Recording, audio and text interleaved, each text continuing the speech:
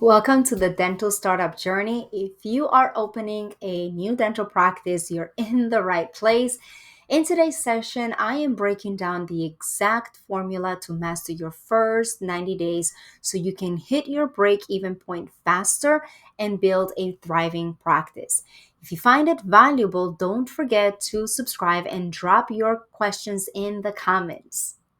So last month, when I did my previous webinar, we focused on how to recruit and hire the best practices for putting together your dream team as a first-time practice owner. And so I did have like some doctors reach out to me about like a sample onboarding questionnaires for like the hiring process or the questions to ask the employees and so on to prepare. One of the biggest takeaways from one of the attendees was shifting the mindset. She said her aha moment was knowing that we are the CEO, regardless of how small our businesses are at the beginning. And so treating the business as such from the beginning and having all of those tools that the big companies would use, and we think that we're just not that big yet, makes a difference on your mind shift and mindset and how your team perceives you as they're unrolling. So we had that webinar last month. I encourage you guys to go to my YouTube channel, subscribe, and then watch the replay. And if you want any of the resources that I share there or any other ones, right? Like if you're in the middle of things and you are just about to start hiring someone and you're investing your time with me, I want to make sure that I meet you where you are. And if I have any resources or things that I can put at your disposal, feel free to reach out to me. I will send those out to you. I want to be able to support and as many and as much as possible any dentist that it's starting, whether you're working with me or not. I want to make support you through this journey. So it's 8:05. We're going to give people 2 more minutes and then we'll be recording the session because I do understand also that there were I want to say like over 20 people that did register, and if you for whatever reason are missing the session, you can always get the recording at the end for those of you. So we're going to be recording it and just getting started with the people that we have on. So should be good enough. Let me see here. So just another minute or so. And where can I do the record? Goodness. Let's see here. Perfect.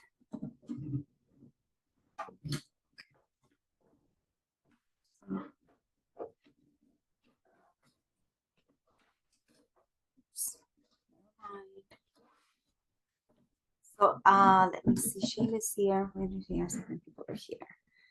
We're going to. So at 8:07, and because I'm still getting to the room. Beautiful. Everyone are muted.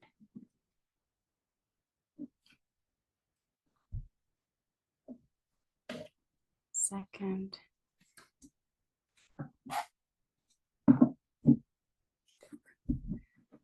Alrighty, so in just 1 minute, I am going to hit the record button and we are going to get started. Awesome.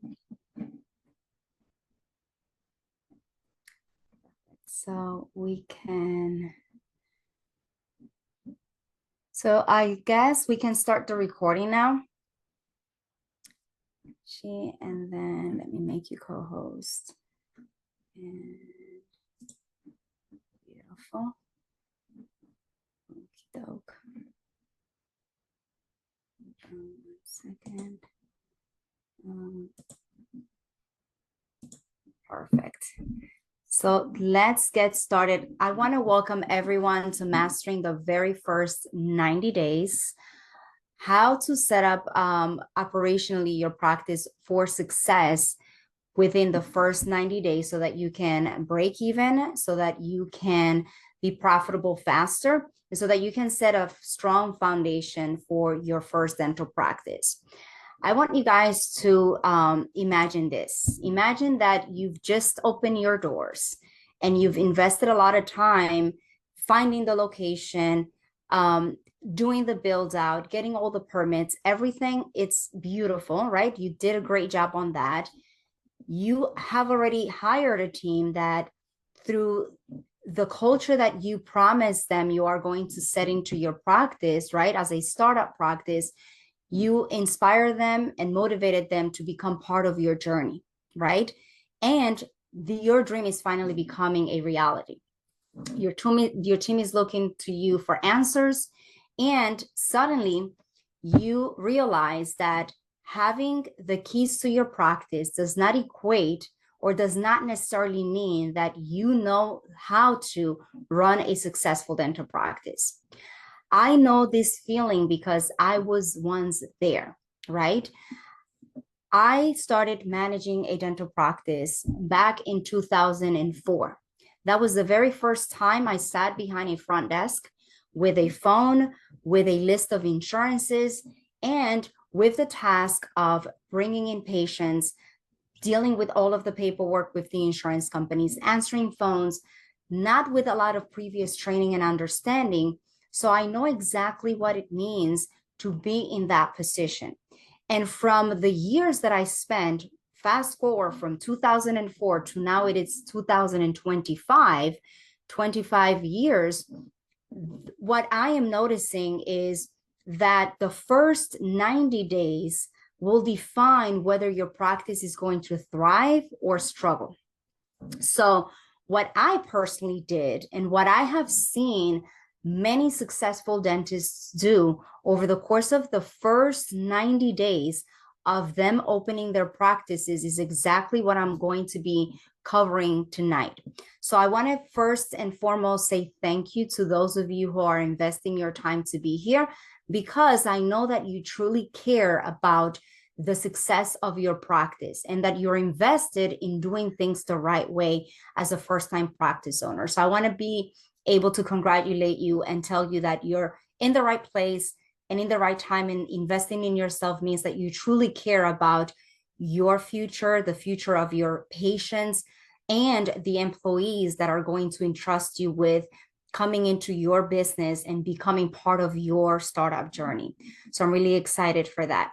For those of you who are new to my to who I am and what I do, my name is Maritza Duran. I am the founder of MDent Consulting Services. What I do at MDent is I help dentists who are first-time practice owners launch or acquire their practices in a way that they have a framework that they follow that allows them to be to break even, to quit their associate positions, and to hold long-term employees faster and be profitable sooner, right? To be profitable and fulfilled first-time practice owners. Again, I started my journey as a former dental assistant back in 1998. I worked as a regional manager, or I turned the office that I worked for into multi-locations, 15 practices before I launched MDent. Since I launched MDent, we've helped over 500 dentists either acquire or establish, launch their first practices. I also hold an adjunct position at Temple University, where I teach the four-year students about the practical exposure of working and dealing in the real world, past helping them bridge the gap between clinical and the real world out there. I know that a lot of you, I speak to some of my clients and people, and they tell me, I wish they had a program like this when I was in dental school, because it was more driven by the clinical side of things. And there is that gap in skill set that it's not taught in dental school. And so although I didn't burn my lashes in dental school and all of these things, I've been in the field for, since 1998. So I've seen a lot of what could go right and how dentists are able to tap into building very successful practices. But I've also seen the struggles that come with first-time practice ownership. I always tell my clients, I'm a startup myself. Like, you see the CEO and founder of MDent Consulting, but business ownership is new to me as well. And so this is a journey that I go hand in hand with my clients, and we navigate together. but I passed down all of the things that I'm going to share with you. My goal is what took me 20 years, I am going to try to share with you in the next 45 minutes or so. Needless, so that's a little bit about me. And let's talk about why the first 90 days matter. Let me give you a couple of stats. How many of you guys knew that according to a Harvard Business Review study, 90% of startups that fail, they don't fail because of bad clinical skills, but because they lacked structure over their first 90 days. Another interesting study shows that businesses that don't focus on marketing and patient experience struggle to reach profitability in their first year more. And the ones that do focus on the marketing for that first year, they break even 3 times faster than those who don't. This is according to a Forbes study.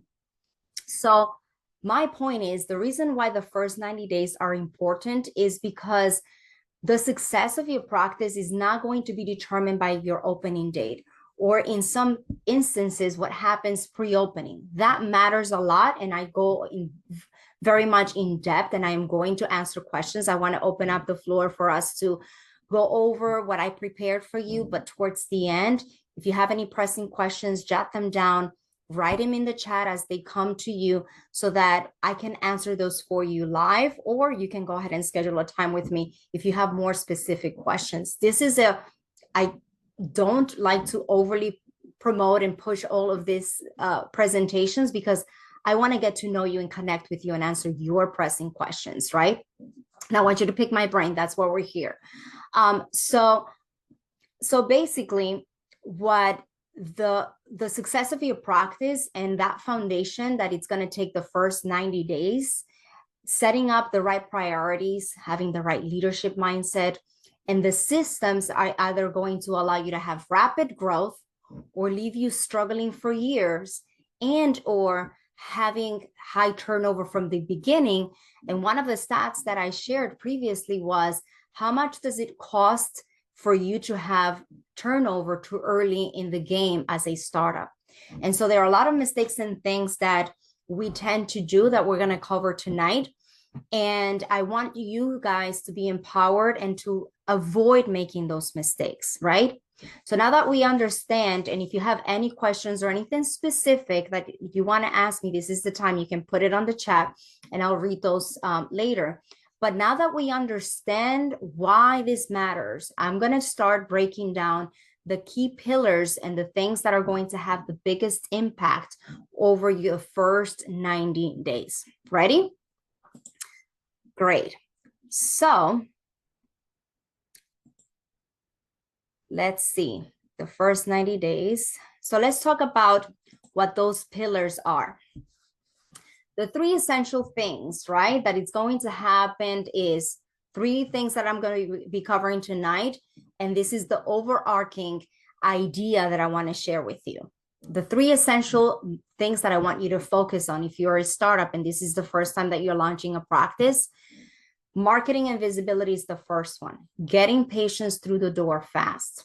And there is that 90-day period. It's from the time that you get your CO, your certificate of occupancy, but you have done things and potentially have hired your team a few weeks before just to start getting the office up and running and getting things ready and situated and whatnot. And there is some pre-treating patients, but that means you're still open. Like the moment you get have your software and your computers working and so on and so forth, that they start training. And again, going back to my last session, I share kind of like an orientation date and week for your first-time employees and all of the tools and things that they should be training on their free time. But the power is in dividing and conquering. And I want you to focus the first 90 days on these 3 things. First, marketing and visibility, patient experience, retaining those patients and creating a referral fuzz, getting their experience documented so that you can build on those reviews that are going to be crucial for you to be able to compete with the algorithm of all the established practices that are in the community, right? And then understanding your insurance optimization, structuring participation without over reliance on the day-to-day insurance-driven mentality. And I want us to stop there and focus a little bit about what do I mean by that and why am I ranking them in this order? Because the first thing that you need to do is, in order for you to have a product or service in the market, there has to be a need and a demand for it. And we all know that the dentistry, it's a service that people want and people need, right? As long as people have teeth, there is a need for dentistry. Now, what happens is that times have changed and we have a lot of options. We have insurances that are having patients on providers in their directories. We have websites. We have people that are very active in social media. There is so much influx of information that is thrown at us that we are having to compete, even if that is not something that is within our nature. And I work very much with doctors, and myself included. I'm an immigrant. I'm someone that was not that I didn't grow up, like I don't consider myself what is it, like not the Gen Zs, but like that group that it's comfortable behind the cameras or in front of the cameras and posting all day, like building a following.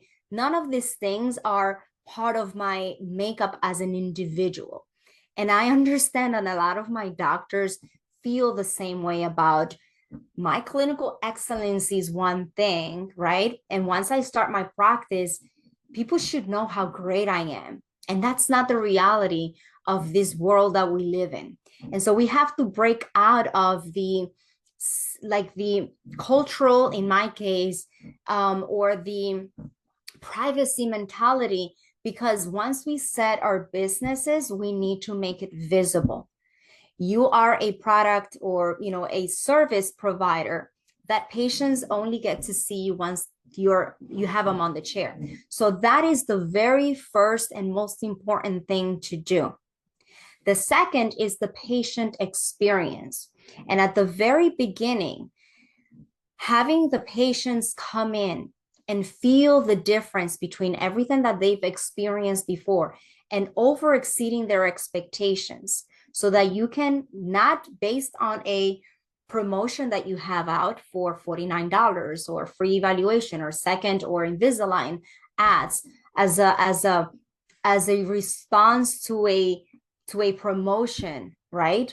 Like the key measure for your practices retention, it's when they come in for the second time, not the first time. The first sell is not the most important one. It's typically the second one.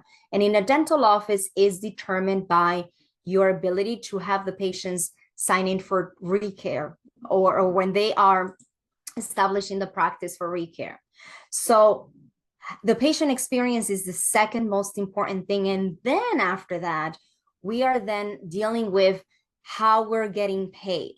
This is something that we've worked on before we open. We've set this up.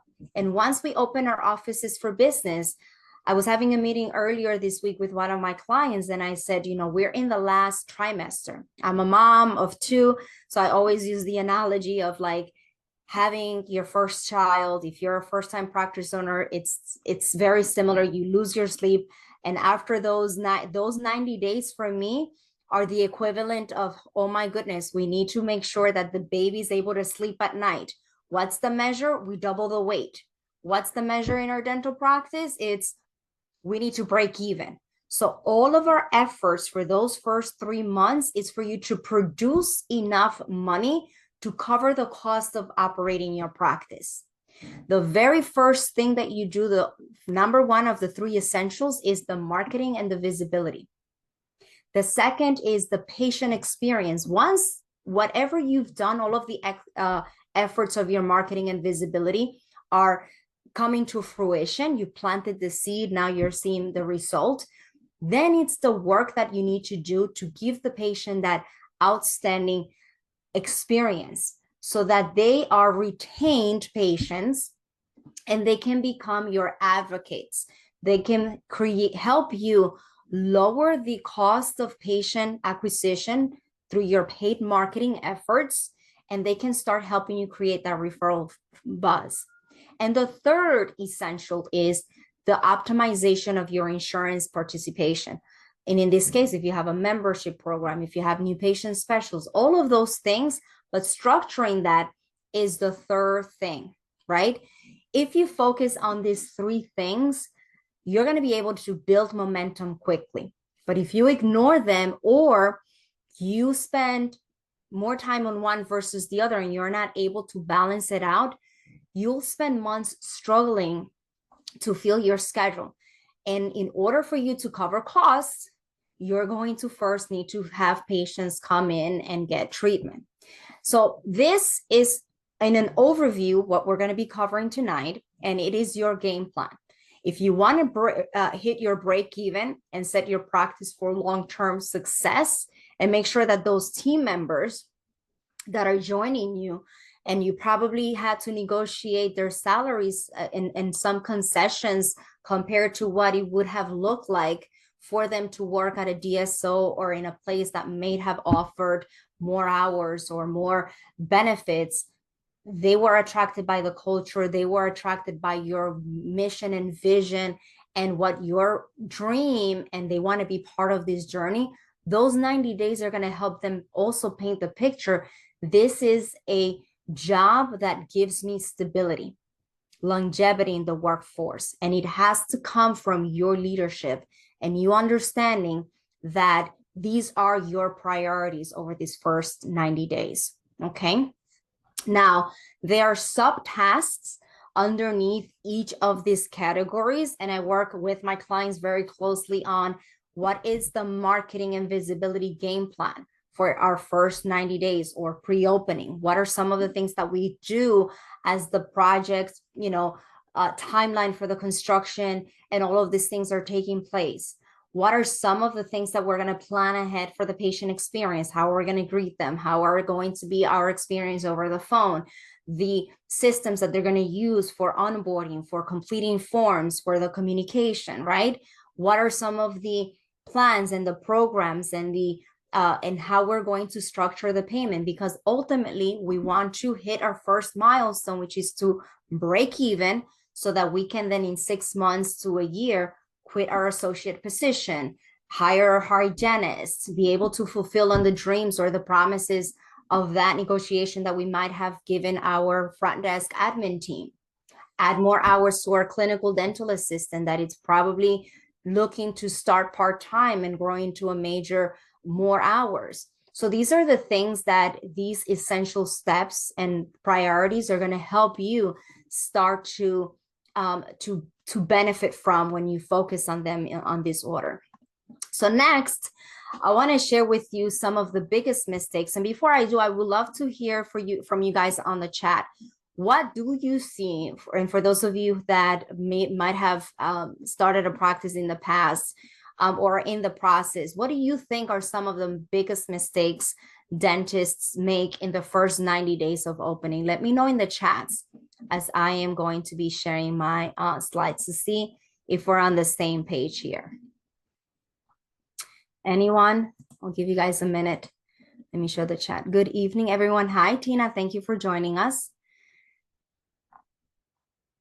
So anyone, any mistakes or anything? Is everyone awake? Or am I alone here now? So I'm going to share with you guys some of the common mistakes that I see dentists make that slow down their growth. The first mistake that I see, or one of the mistakes that I see, is spending too much time on admin work instead of building the patient base or the marketing. How does this translate in an office? I'm going to share with you some, some of the things that I've seen even with my clients. I always share the story of these two specialists that I helped open their practices years ago. and it was a partnership. So I came to the office, and I had one doctor in one computer and the other one on the other computer. And when I asked them, not concentrating on feedback, Ambika, that is so true. Not concentrating on feedback. Thank you for sharing that. So what I see is spending a lot of time on the admin work on the setup, and thinking that I need to basically do this before I'm able to do that. So I come to this office that I was helping these two pediatric specialists open their first practice, and they were each sitting with, the paperwork and the PDFs of like entering the fees on the insurances on the software and entering all this information. And I pulled one of the doctors to the side, and I'm like, what are you both doing here? Like, it's such a beautiful day out, and I would have preferred that one of you would be networking, and again, that divide and conquer, where we think the technical things are priority, right? Like prioritizing. So I asked one of them, and she said, well, you know what, Maritza, this is interesting. It worked out. They're doing amazing. But one of those things, the mindset and like getting buried into the things that we're comfortable with and think that we need to set up. So I said, hey doc, how much is your day's worth, right? Like when you're going to as an associate, well, my base salary is, $800 or so on and so forth, where you're doing data entry. So overspending time on doing some of the admin work, data entry and things like that, typically takes away from you focusing on the bigger picture things. If there are no patients calling and doing things, yes, you want to do that, but there are ways to break it down so that it's in bite-sized chunks that are digestible, and you're not emphasizing too much on this one task. So one of the mistakes that I see is spending a lot of time on admin work instead of networking and going out there and building the patient pool. It could be a mentality thing or a priority where you just feel like you need to have everything perfect. But I am telling you, if you're here on this webinar tonight, I don't want you to think that there is not a way for you to be able to accomplish it all. You need to create balance between the priorities. So spending too much time on admin work instead of networking and marketing and building patient and business relationship, it's one thing that it's a mistake. Another mistake is, again, delaying the marketing efforts until things are ready. So one of the mistakes I see doctors make is releasing the responsibility of the outcome of the marketing based on the paid efforts, and waiting for the website to be ready and waiting for the things to come through, and waiting for someone else, and you're at the mercy of when they're going to have the website ready and all of these things. And all of the companies and vendors that you're going to be working with are going to be working on their own timeline. Marketing is everything that you do, so it's never too early for you to start planning and planting that seed for what it's to come. There is the organic marketing, which is everything that you do behind the scenes that costs you nothing other than your time, your smile, you connecting, you're telling people about your dream of starting a business, you networking with other small business owners, with potential patients, with conducting the market research and networking with your employers in the area based on the insurances that you're going to be participating with, doing all of that to create some form of awareness. It's never too early to start doing that. And one mistake that I see a lot of dentists do is delaying the marketing efforts until they're more ready, or spending too much time trying to wait for those pictures, for this, for that. That's a mistake I do not want you guys to make. So please don't do that. Another mistake is being overly consumed on the insurance details. I have a situation currently taking place where we hired for a startup practice someone that it's very strong on the insurance side, but we're in a very saturated area. And so one of the things that I mentioned to the employee was, we are going to it takes a type of personality to make it. And I'm going to go over that in a little bit about what the type of person that works for a startup. It's not made for any type of employee. And so I want to make sure that we're clear on that. And that's one of the things that I'm seeing now. So we have the logins, we have all the information for like everything. It's emphasized on the insurance. And are we working on this or are we working on that? The patients don't care as long as you make them feel a certain way about the details. So you don't need to have all the portals set up. You don't need to go through the whole from A to Z setting up your software. You can do it as you go so that, again, you can divide and conquer. Because if you're putting a lot of attention here for patients that are non-existent, right, from that particular insurance company, that is effort and time wasted. You take that time to put it into the efforts of attracting and finding the employer that offers that insurance for per se, or the business owner for the membership program that you want to attract and invite them to be a part of, right? And sell that membership plan to some of the non-insured local businesses, right? But setting everything up in the hopes that patients are going to stroll through and emphasizing the insurance administrative work over the patient experience or over the marketing is a mistake. And those of you watching here tonight are going to definitely promise me that you're going to balance it off and not make these mistakes. Now, let's talk about how to structure these first 90 days so that you can stay on track. Let's map out exactly what needs to happen in this very first 90 days so that you don't just say, you don't stay busy or slow, so that you're just being productive. So what I want us to do is over the first 1 to 2 weeks is defining the workflows for your front desk and your clinical team. So all of your onboarding, all of your orientations, all of the trainings that they need to do, because let's be real, they need to go through a lot of trainings for the equipment, for the software, for the extra units. They need to take their OSHA certifications and all of the things to help you set up the practice. But those are things that could be scheduled out. I want you to put into your schedule launching marketing campaigns that are supplemental to all the efforts that you have out there. So your marketing, that it's going to be online visibility, having someone in the team that is going to help you with a lot of the things that you may not be so strong on.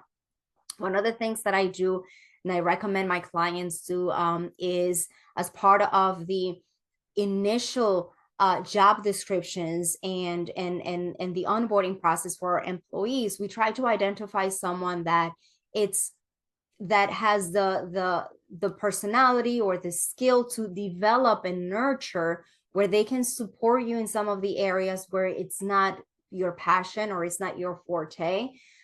Could be social media, it could be the networking. I say, and I will tell you this, when I was opening and I was helping my former employer with the expansion of our group, I started with him when he had one location. I was giving the front desk opportunity for his second practice. And then he pulled me out of that office within 3-4 years of me being there, 5 years into me running that practice, to help them expand and open multiple locations.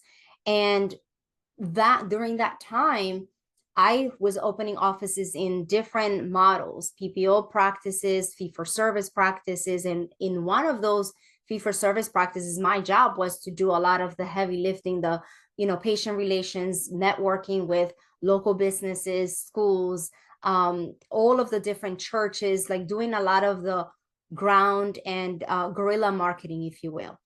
At that time, from 2004, that was the year Facebook was invented. There was no such thing as Instagram. There was no social media. I still remember submitting the payments for the yellow pages. So I go back to the time where people used to find you through the local yellow pages. Then started the whole process of reviews and websites. Then came social media. Now we have them all. So to divide and conquer, we have to wear all these hats. But once we put a team together and we are able to identify their strengths against ours, and we're able to collaborate, I always like to use the acronym, like team together, everyone achieves more. So we need to identify our strengths and our weaknesses so we can compensate and make sure that we're tackling those three priorities.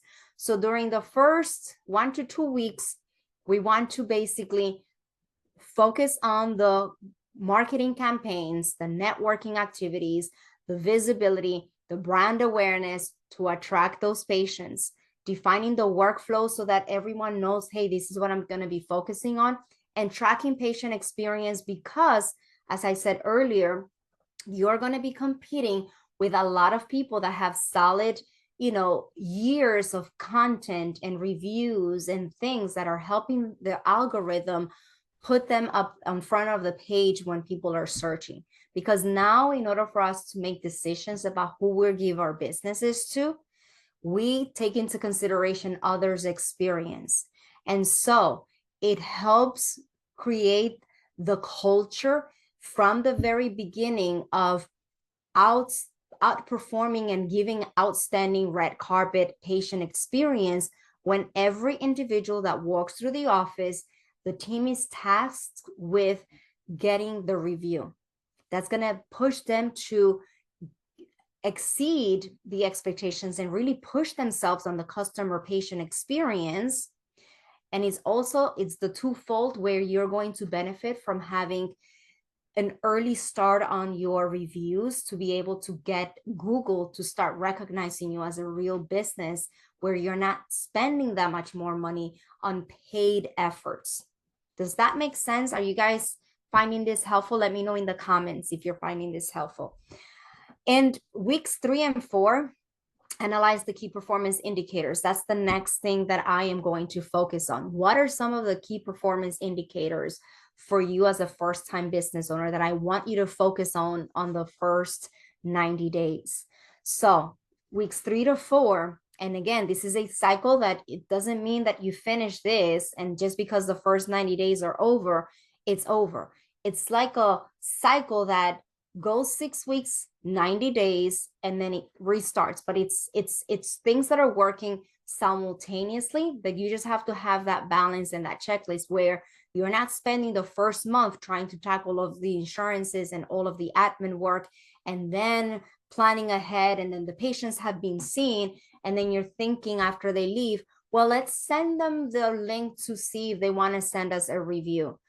The effort needs to happen while the patient is in the office, but that needs to be mapped out and designed beforehand.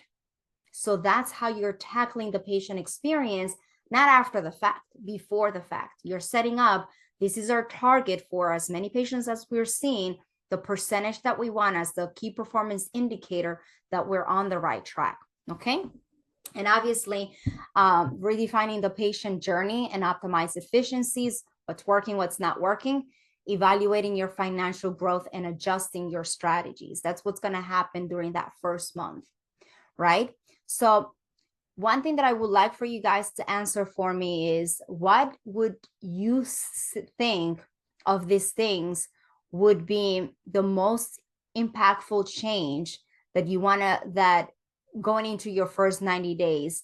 With this level of clarity, what difference do you think this will potentially have on your business now that you know this information? And I'm going to now start talking about the KPIs that I want us to focus on.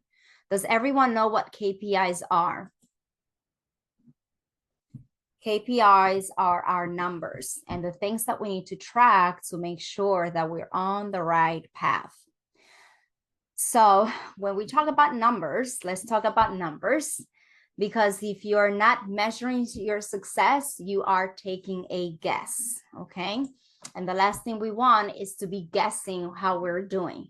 So these are the things that I usually have my doctors measure when we are getting started with our practices.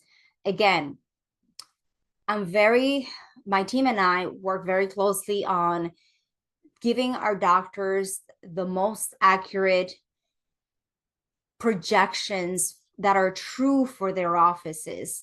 We have developed this proprietary break-even analysis tool in which we take all of the expenses, and not only do we help our clients through the early stages as they're hiring and working with the different vendors to make sure that they're keeping a healthy budget and not overspending throughout the build out, because the last thing you want to do is run out of working capital and have to settle for an unqualified individual that is not going to be in alignment with your business model, and it's going to be difficult for you to train, or that for whatever reason. So we try to help our clients save where they can so that they're not at a deficit when they're starting off. And once they do open, we tell them how many patients they need to see monthly, weekly, and daily, and the hourly overhead, so that we understand how many patients they need to see to cover costs, right? And through the marketing efforts, through the patient experience, we are able to, and through the workflows and the insurance participation and the reimbursement structure that we help strategically put together prior to the opening date, we are able to predictably have been able to achieve these goals for our clients, in which within the first 90 days, I have a dentist that she started seeing patients late December, and we had a whole month, almost during the holidays. She's already producing, meeting her target in terms of the daily production for breaking even. So month 4, she's going to be already covering her costs and being profitable thereafter. By month 6, 7, by the time her recare patients that have already been pre-scheduled, right, retained, she's already looking and considering looking into having a hygienist, because now she's adding the second column. This is a type of practices that I help my clients open. And it's because we follow this framework that we developed to be able to do this. Now, when I had the meetings with the team on the weekly basis as we were getting there, part of what we are trying to do is we are going to put together the KPIs, the numbers that matter at the very beginning, right? So which are the numbers that matter in those first 90 days? First and foremost, how many patients do we need to see to cover costs? What is our new patient acquisition rate? Are we seeing 20, 30 new patients a month, right? How many do we need to cover costs? I had a dentist in Georgia, and her patient pool, her break-even number was like 30 patients, 30 new patients, because the reimbursement for her service, she's a fee-for-service practice, were higher, right? And she was able to accomplish that, but we mapped it out way before her opening date. Case acceptance, the patients that are coming in, that's another KPI. How many of those patients are actually scheduling the treatment? Now, if we go back to the priority and one of the essentials, which is the patient experience, and we're getting the reviews and we're working towards getting the review because we're being intentional with the conversations and connecting, not communicating, we're connecting with the patients. Insurance is secondary. That is going to increase our case acceptance percentage. So I want you to focus on how many new patients do I need to see? Of all those patients, how many of those need treatment that are actually scheduling the treatment and keeping their appointments, right? Now, for the number of new patients, let's say we have an office that your break-even number, I usually throw a number of $30,000 based on the rent, your salaries for one front desk, one dental assistant. Your monthly expenses are $30,000, hypothetically speaking, right? That's the average break-even number or expenses. Based on the number of days that you're open, if you're opening 20 days or 10 days, you're going to divide the number of the expenses by the days. That should be your daily production goals. Based on the insurances and the fee-for-service structure that you have, then you're going to need to figure out, what's my hourly overhead expense? How much does it cost me per hour that my office is open? That determines based on the reimbursement, and this is one of the numbers that we pay attention to, how many patients you need to squeeze in an hour. How are you scheduling? You're scheduling based on your hourly overhead. If you are able to afford spending an hour because you're covering your costs by spending that hour based on the reimbursement of the patient, great. And we have a mix of different patients. We have different promotions taking place. And for that same reason, your case acceptance, if you have any promotions out there, Invisalign, second opinions, same day emergency treatment, free exams or screenings for whatever, the experience then determines whether or not the patient comes back. And from there on, you have production days. From there, you then focus on the insurance mix. What is the patient pool requesting? Are they calling me for things or insurances that I didn't consider through the market research in the past? What are the needs of my baby, right? Like we have a philosophy for how we want to parent our children, and it's one thing to be taking care of your baby while you're pregnant, and it's another once the baby is live, right? We need to adjust. So paying attention to the insurance mix and the number of reviews that you're getting. Another KPI, you want at least 10 reviews per month to start off with, which if you have 20 patients as the goal for new patients for the month, that is 50% of your patients. I would say you have to always aim higher, but you need a baseline, right? And the baseline is, what is it that you need to cover costs in this case for your break-even timeline? By the time that you're able to start doing these things and the snowball effect, for the first month that you produce, because you're not going to collect, if you're working with insurance companies, what you produce right away, but 95% to 98 should be expected within 3 weeks or so, right? That's your break-even date, and that's the target. So what I want us to do is to work towards getting the foundation of how to structure those first 90 days so that you can build the momentum leading up to the production that you need to break even. How does that sound? Okay. So that's basically the thing that I wanted to cover, right? Let's talk now about, wait 1 second here. Some of the things that may break or hamper your ability to accomplish this. And now I want to talk to you about your leadership, right? While you may be the leader, your front desk is going to be the engine of your startup practice. And the wrong hire can slow down your growth, while the right hire can basically catapult you to success. Now let's talk about what are some of the I should say qualifications or things of a good front desk administrator for a dental startup. And I'm going to go ahead and start by telling you some of the great things. First, your front desk admin is going to be your a quick thinker and adaptable. They're going to be what I always say to my first hires when I do this with my clients. The first 100 patients, you are curious George. That's the term that I use.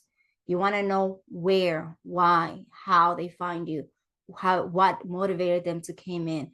The last thing, all of the scripts that I develop, and I tell them it's a framework.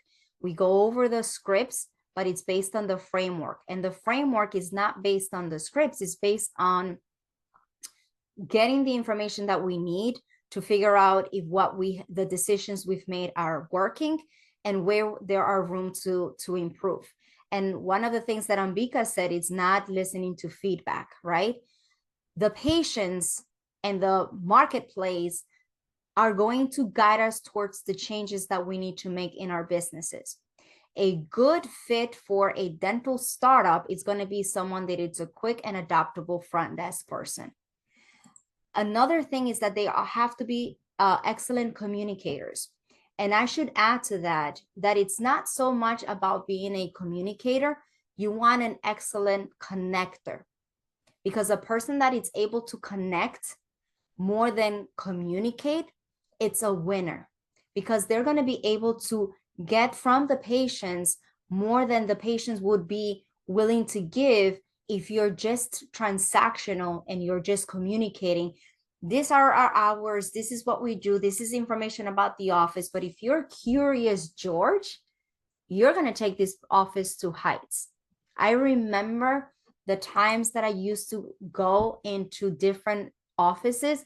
There was one thing I always, this provider, he passed. He was even in the news, and it was really heartbreaking. Many years ago, this is in the Bronx. And I went into this doctor because I work for a pediatric specialist, and I went to this pediatrician, and the pediatrician allowed me, the connection was so impactful that he allowed me to have my dental assistant that I had hired sitting in his front desk scheduling patients for my office with, like a printed version of our schedule. That is the power of someone that is going to be a quick thinker, that it's good connecting and builds trust with people. And the other thing is that they need to be good at closing and selling. And I don't mean it in a way that they have to sell the treatment.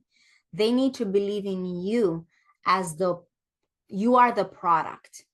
And so one of the things that I always tell my doctors as they're onboarding and hiring their first team members, you want to have a presence so you don't delay in the process of the marketing and all of those things. Is going to backfire you, even in the sense that if you don't have a website for them to visit, and you don't have social media accounts for them to visit to get a feel for the culture and things of that nature, it's going to make it more difficult for you to be able to make your business attractive against an established practice. But once they come in, you want to invest the time on letting them know who you are as a clinician and your excellency, either by letting them experience you as a clinician and getting work from you so that they can experience how you give the needles, how your gentle, bed, chairside manners. All of those things are going to help have them. It's very difficult, guys, to sell a product or service that you don't know, or you haven't tested or tried, and that you don't believe in. And so it is you as the leader who is going to empower your front desk person into fulfilling this role of becoming a sales-minded and proactive individual. Okay, so these are skills that they were able to gain. Now, in contrast, we have also bad fits, right? We have people that are overwhelmed easily. They do not, I shouldn't say a patient engagement, like they just want to get enough information to get by. And this is one of the things that I'm working with one of our recent hires for one of our offices, in which she said we were role playing a conversation or an initial call, and I was the one who made the call, and then she did it, and we were role playing. And when it came to it, she said, Maritza, you know what it is? I am so used to the office that I was working with was so fast paced that it didn't really occur to me. Like I didn't have time to ask these questions, but I see your point, and I'm definitely going to do this, right? So she's coachable, and she's committed, and she's, and she's competent. So she's restructuring it. But a lot of times we have people that are just, very, with their personality, are not attractive enough to start opening to them and asking the right questions to help your business, to build that trust with the patients that is going to help you get those reviews, get those referrals. So that kind of personality is not going to last in a dental practice for a startup. Overwhelmed easily, if they have to post payments and do this and wear too many hats. A lot of seasoned employees that I've hired, they tend to want to be in an office that is already established. And these are part of the questions that I ask my candidates when we are recruiting them. I said, you do understand this is an office where you're going to be multitasking and doing things simultaneously, following the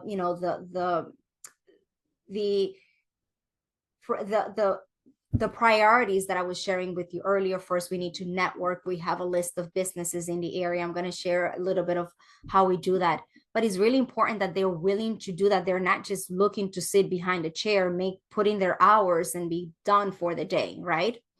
And the other one is that they lack confidence with handling objections. That's one of the biggest things that I see for front desk people. When someone tells them, I'm just calling to find out if you accept my insurance. Yes or no. I am not, I don't want to schedule the appointment unless you accept my insurance. Well, that is an objection. Like, insurance is important to me. This is a hypothetical example, but what prompted you to reach out to the office, and what are some of the things? Did you try using your insurance in the past? What was your experience with the previous dentist that you went to? What motivated you to call our office, and what do you know about Dr. So and so? These are the things that they have to be equipped by you as the leader, but they have to have the initiative to understand that they are in that mode, that they want to see you reach that milestone of covering costs, and they're going to shift their mindset and reprogram themselves to be goal oriented alongside you. But if they're coming in and they're implementing what they know and they're not looking to see beyond, they're not going to be your best hire. So the best investment you can make in your startup is hire and train a strong front desk person that it's going to be aligned with your vision. Any questions so far? So let's put into in everything together that we've learned so far. Monthly, we need to figure out revenue milestones and patient growth analysis. Where are we going? How we are getting there? Reverse engineering, what does that look like? Weekly, how many patients do we need to schedule? What are our marketing efforts? What services do we need to promote? What kind of, how many reviews are we getting based on the big picture? And the patient engagement, right? The front desk efficiency. What are some of the things that, that we need to do? I have here the our month one operational challenge. I don't know how many of you, let me know. Once I stop sharing, if you are in the process of opening a practice and you need like how I break down the monthly week 1, week 2, week 3 tasks for the front desk, and how I make it bite-sized chunks. I have a whole checklist, and then I have also a huddle that it's like a daily huddle that has also a weekly kind of like a KPI measure with the break-even goal tracking at the end. So it's almost like we set up the monthly goal for our break-even number, and then we figure out how, based on the days that we're open for the month, what is going to be our daily production, number of patients, all of that stuff, so that I don't have to open the hyperlink and all of those things. Let me know and I'll be happy to share those with you. Final thoughts before closing. Success is a formula. It is not a mystery. The practices that execute on a given plan, they see results because they are focused on what actually moves the needle.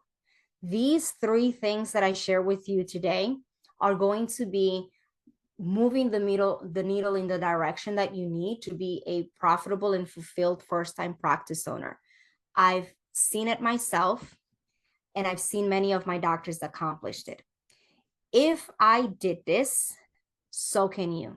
Again, I was a front desk person with no previous dental experience in a dental practice, and I was able to take a practice from zero over the course of 10 years and turn it into a multi-million-dollar practice. 5 years into me running this practice, I was pulled out of the office and I was opening locations in different areas, and they were all multi-million-dollar practices. So the formula and what I personally did from trial and error, year after year, all of the mistakes that I went through, like the market crash, and that's when we started the expansion and saw more growth. If I can do it, I'm some Dominican immigrant that came to the US, had a lot of, took on an opportunity, started as a dental assistant, You have burned your lashes. I always say this in dental school. You have what it takes. You're surrounding yourself with the people that are helping you get there faster.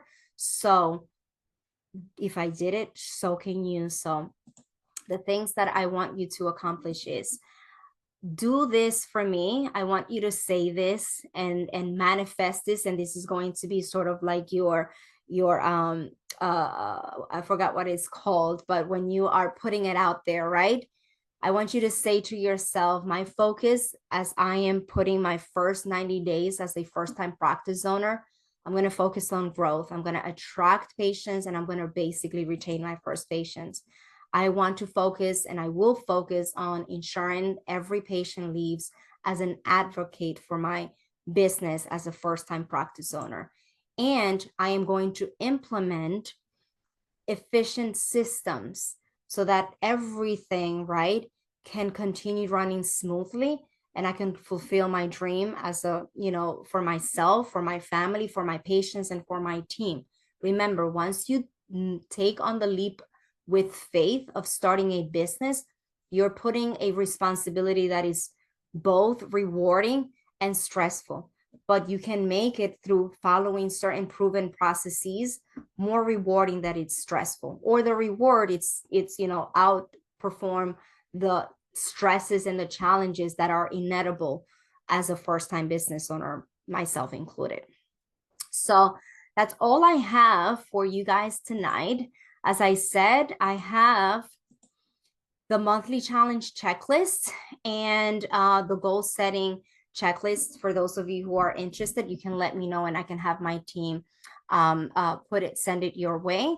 And those of you who are in the journey of starting or making the decision to potentially consider practice ownership and would like to have myself and my team as your guide and I invite you to schedule a discovery call with me so that I can tell you a little bit more about what we do, how we do things, and so that you don't have to do it alone. You can basically have a team before the team, your physical or actual team. I've been doing this for a long time and this is my passion and this is what I love. So now if you guys have any questions before we wrap up, I would love to take those. And this is your time. So I'm all ears now. Give me some feedback. Tell me, okay, Maritza, please share the resources. So Dr. Ambika, you will get those for sure. Any feedback, please let me know what stood out to you the most. If there's one thing that was an aha moment for you or something that you found helpful, please let me know in the comments. Or if you have any questions, unmute yourself, ask away.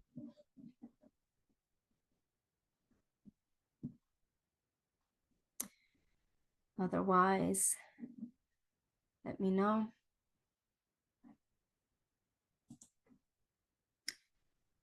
So if there are no questions, then I will let you guys go. Thank you so much for your time tonight. This has been, it's been my pleasure. So Tina, Ambika, Michael, all of you who decided to show up, thank you so much. Oh, Dr. Golo, how are you? For startup, how fast do you handle firing? So you want to hire slow and fire fast. So anybody that it's not working, and these are one of the things that's a great question. You want to start thinking and documenting and giving tools, resources to the team and holding them accountable based on the teachings and the resources that you put at their disposal. So if you have a protocol for answering calls for the patient experience, then what we're doing is we want to make sure that they are giving the proper training and that we are managing their performance so that as soon as they know that they're not a good fit or they're not living up to the things, you start documenting so that before those 90 days, which is another pressing question for startups, how soon you do want to follow the process of documenting things so that you can, within the first 90 days of your teams being open, so that you're not being held responsible for, unemployment and things like that. So there's a process to it, but you want to hire slow and fire fast. The moment you think to yourself, this person is not working out, you're gonna live up to you're gonna manifest that. So one way or another, it's that person is not gonna work out. So the moment it presses your mind, you want to start taking actions towards protecting yourself, documenting, giving them the tools and resources. And if they are not abiding by the new standards or their expectations, then you hire them, as right away. Did that answer your question? Hopefully that's not going to be the case, Dr. Golo, but anyone else? Thank you, Tina, for your feedback. I appreciate it. Looking forward to staying connected with all of you. And what if your stand on cross-training staff, which staff members, if any, would you keep on job specific versus cross-train? So one thing that I always did for my startup practices, I did have an employee of mine years later who said, Maritza, I used to not like you because you used to tell me, come watch the phones when I was a dental assistant. And I felt like, why is she telling me to do things? But now I'm so grateful that you did this. Because we are small business practices, and you have one admin front desk person, not an office manager. I do not recommend hiring the title before they have anything to manage other than like the software setup and the marketing that it's happening, they have to still learn it to implement it. So it's a entry level position. This entry level position is going to then be for one front desk person, Dr. Ambika, and for the dental assistant. Now, I always like to cross-train everyone. So the way that I structure the cross-training is you have your person whose job role is to, from A to Z, the patient administrative tasks.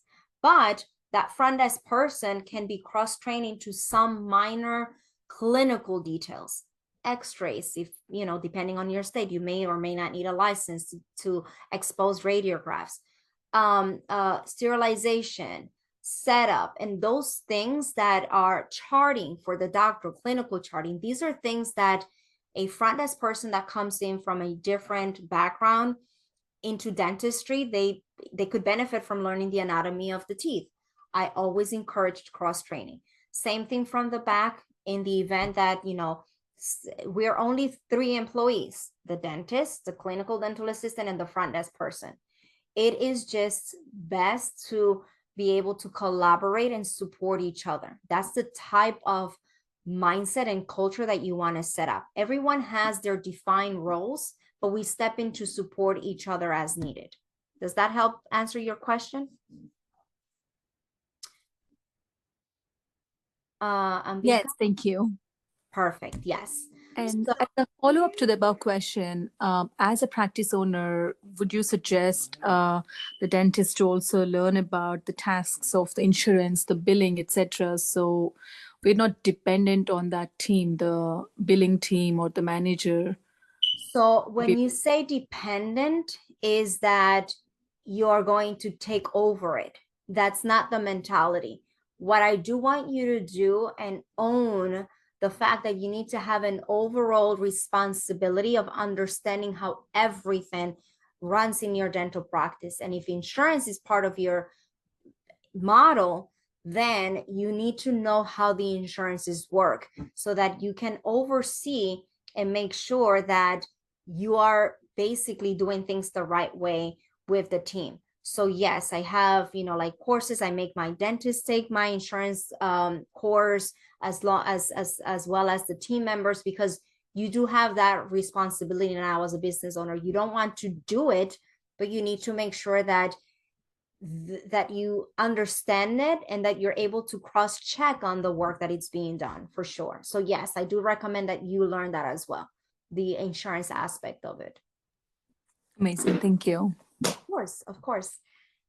So yeah, so Tina, no worries, but share all the information. I will email questions later as needed, of course. So you guys have been an amazing audience. I love how much we interacted.